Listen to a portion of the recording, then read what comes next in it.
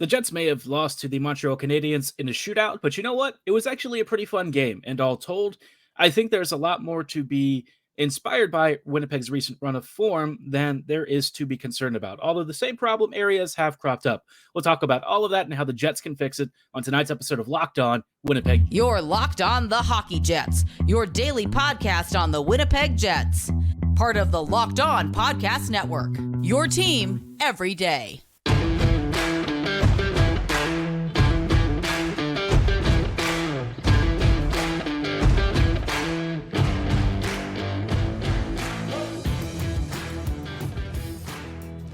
Greetings, Jets fans, and welcome to this episode of Locked On Winnipeg Jets, part of the Locked On Podcast Network, your team every day. My name is Harrison Lee. I'm your host, an avid Winnipeg Jets fan, and an online blogger. You can follow me on Twitter at HLLivingLoco and at LO_Winnipeg Jets. As always, thanks for making Locked On Jets your first listen of the day every day. If you like what you're hearing, be sure to like, follow, and subscribe on all of your favorite podcasting platforms and YouTube. Doing so, of course, is always free of charge and ensures you never miss another episode. But most of all, we just love and appreciate your support.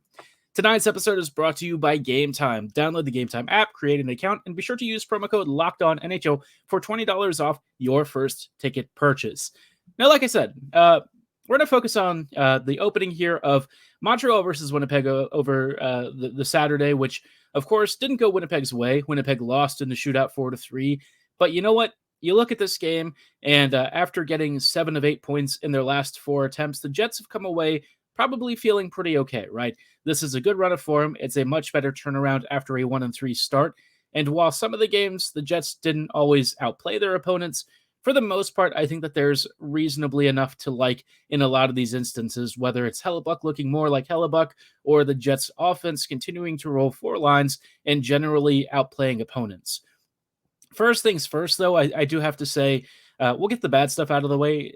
Winnipeg, I think, in this game just lost focus at times. There were some, bad decisions, some mistakes, and I think in particular, Ehlers had one of his worst games in recent memory. Somebody on Twitter was like, well, I want you to bash him like you bashed Connor, and his defensive impact. And the big difference between Connor and Ehlers, traditionally speaking, is that both are terrible at defending, right? We all know this. But with Connor, he doesn't provide enough other than pure goal scoring. And that's where Ehlers did so much work, right? In transition, in space creation, all of that stuff. But this year, he's really been a shell of himself. It might be a few weeks before he's back up to speed. He just doesn't look right to me at all. We've talked about it before that he kind of looks like he's still playing injured. Maybe the rehab process is still taking time. It's entirely possible that he just doesn't look right for like the next 15 to 20 games. I've talked about it with some folks on Twitter, and they were talking about, post-COVID recovery stuff and other injuries. And, it can be a few weeks of performance before we start to see Ehlers turn it around. The decisions he's making are really uncharacteristic of him. He's always had, some risky passes and stuff, but the passes he's failing to connect on here are even simple for him, right? Like just stuff that you would never really see him do, whether it's bad chip-ins, really awful passes, poor decision-making, just stuff that's very out of character for Ehlers normally. Connor is very much the same as he's always been. He's a great, great shooter, still one of the best one-on-one matchup players in the league, and still kind of limited in those capacities, right? He can only do that stuff. A lot of the other build-up and interchanges and stuff that we need from a winger, he doesn't really participate in as much. He can definitely do some of it, but unfortunately, it's one of the situations where he is really, a shooter shoots kind of type player, right? That's his role. That's what he's been blessed with, and he'll keep riding that. So far, he's already notched several goals this year, finally starting to up that shooting percentage after a last season where he didn't really find the back of the net as frequently as we expected him to. So good rebound for him. But with Ehlers, he's not really helping with transition. He's just looked lost to me, and that's a tough one. But hopefully he recovers quickly and gets over whatever ails him, because this team really doesn't have the ability to replace the skill sets and abilities that he does have. I'm really hoping like this doesn't last for more than a couple weeks, because if it does, you're going to have to start talking about sitting him, like not like benching, but you are going to have to sit him more in games and really limit his ice time, because what he had last night was just it was next level bad even by his standards. So, yeah, something to keep an eye on, but hopefully it doesn't last. Otherwise, the Jets' offense was pretty darn good. The top line was a little quiet, but I like the depth lines really picked up the slack. The Lowry line had a couple of goals. Lowry had a penalty shot. Appleton was contributing a number of assists and stuff. Mason, I think, is a really good person to talk about because he's finally looking more like the complementary player that we really wanted him to be, right? He's had some nice goals. He's had some good assists. His passing and forechecking look great. In the third line role alongside Lowry and Niederreiter, he's, again, kind of fit like a glove. And Niederreiter himself had, I think, a 2-point performance, I believe a goal and an assist. Really good to see him find the back of the score sheet again.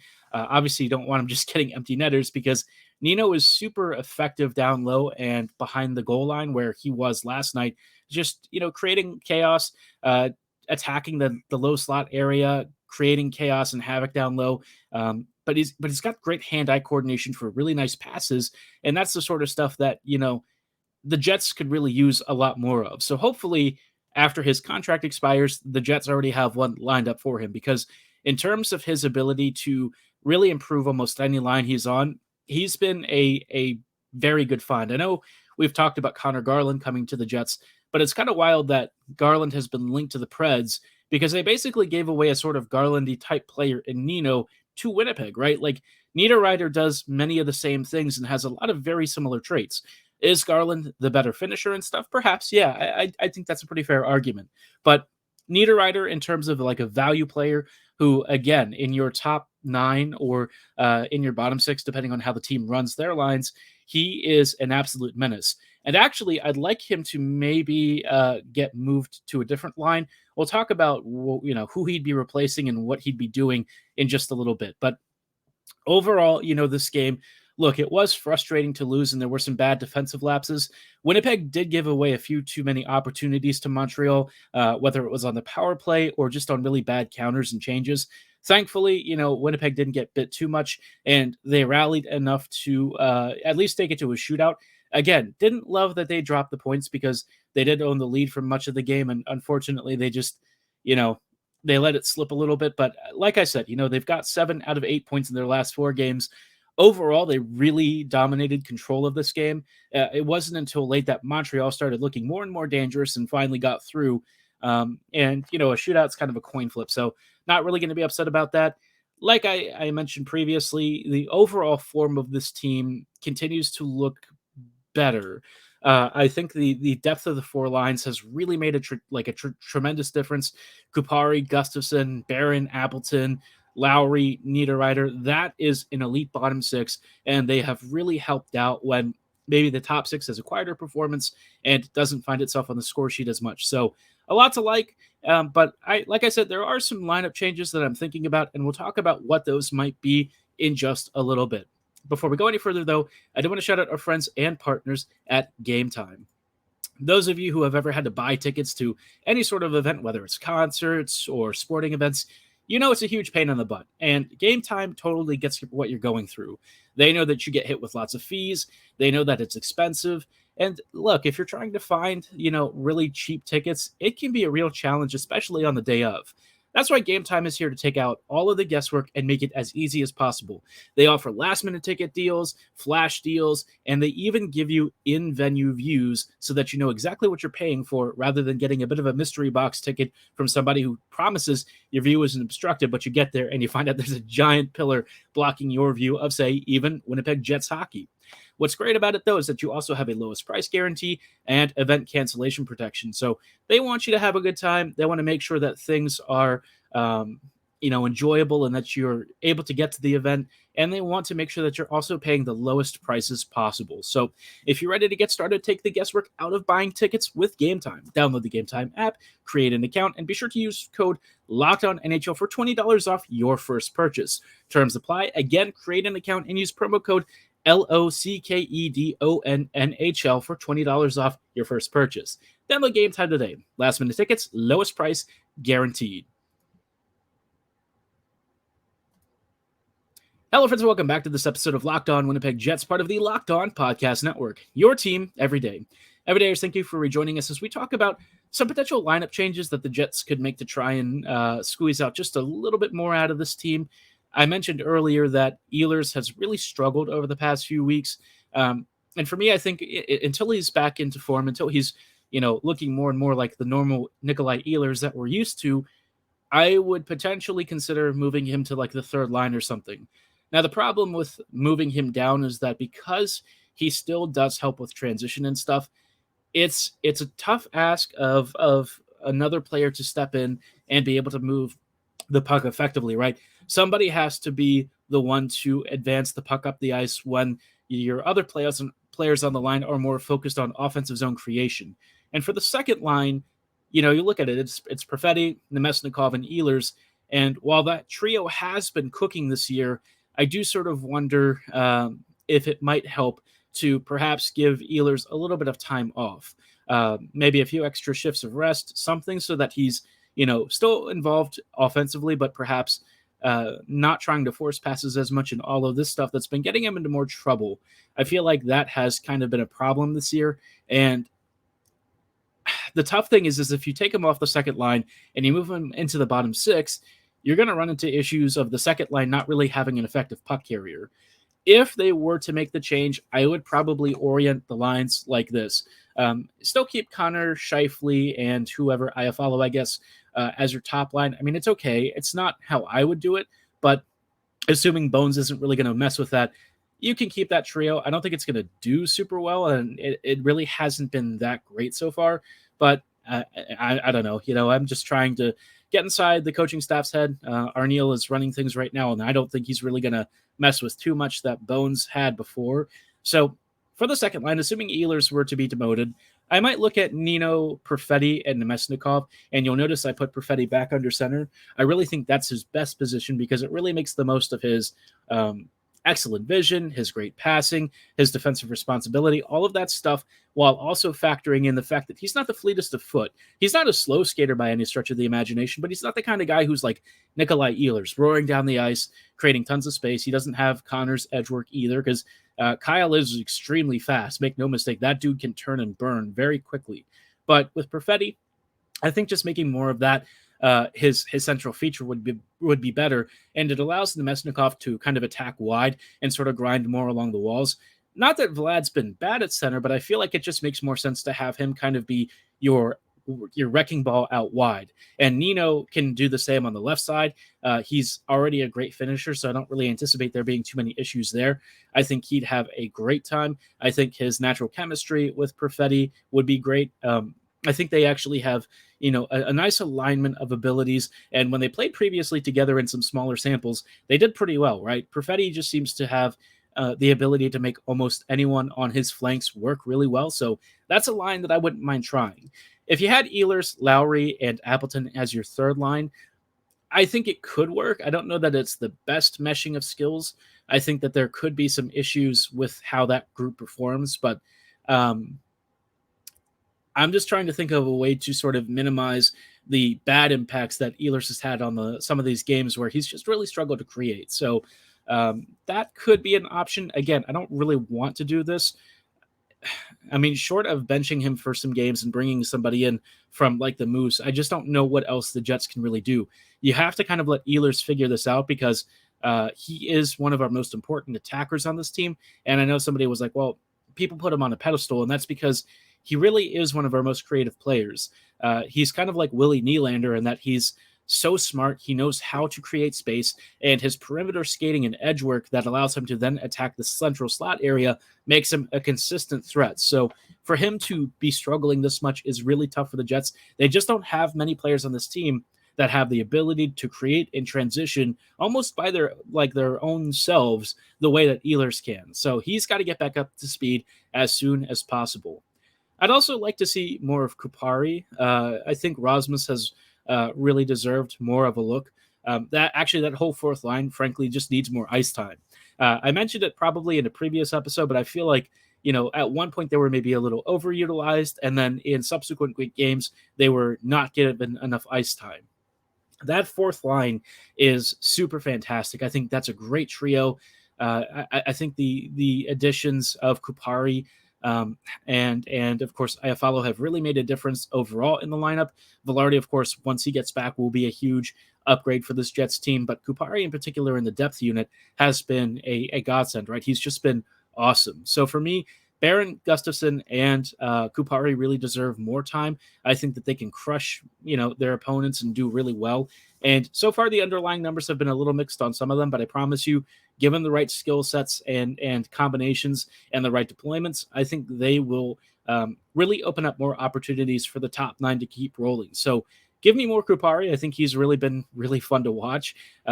He's got speed to burn, and he's got some legit skill. His distribution and passing and vision are pretty nice. Once in a while, he's made some silly decisions, but nothing too egregious for the most part. So, I just have to say I really like what I've seen. I think that this is a team that finally has the kind of forward depth where you're talking about like the 2017-2018 Jets. I know somebody was like, they're nothing like them, but I promise you start looking at how these forward groups perform. Yeah, they are actually closer than you think.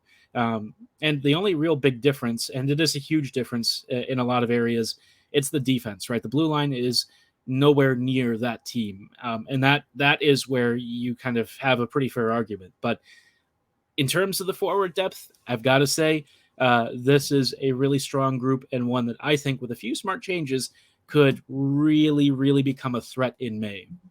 Now, speaking of big threats in May, there's a team that the Jets are going to be welcoming in on Monday that is really tough. Obviously, as of the recording of this episode, I'm doing it the day before, but it is this evening. They'll be taking on the New York Rangers, featuring some old friends from Winnipeg and a lot of new faces. But we'll talk about this Rangers team in just a little bit. Before we go any further, though, I do want to shout out our friends and partners at FanDuel. Score early this NFL season with FanDuel, America's #1 sportsbook. Right now, new customers can get $150 in bonus bets with any winning $5 moneyline bet. That's $150 if your team wins. And if you've been thinking about joining FanDuel, there's no better time to get in on the action than right now. The app is super easy to use. There's a wide range of betting options, including spreads, player props, over-unders, and so much more. For those of you who are Ravens fans like me, you know that this is probably a really beneficial thing, because if you win, say, a $5 bet on any of these Ravens stats categories or predictions, you can get $150 to use on even more bets. And as a Ravens fan, I got to say, the team's doing pretty well. If you're a Vikings fan, maybe you like to live it a little bit more risky and you want to give your shot. There's only one way to find out, though. Perhaps if you want to win as a Vikes fan, go to FanDuel.com/lockedon and kick off the NFL season in style. FanDuel, official partner of the NFL. Hello, friends, and welcome back to these closing thoughts in tonight's episode of Locked On Winnipeg Jets, part of the Locked On Podcast Network. Your team every day. Everydayers, thank you so much for rejoining us as we talk about Winnipeg welcoming in the New York Rangers, featuring a lot of familiar faces from Jets teams of past and yesteryear, plus a bunch of new guys who are not necessarily unfamiliar to Winnipeg, but this team itself as a whole is, I would say, very interesting, right? This is the first time we're seeing Laviolette's version of the Rangers. Gerard Gallant ran this team very differently, and so far the switch from Gallant to Laviolette has had a very positive impact. The Rangers seem pretty dangerous. I think they're one of the top teams in the Metro so far.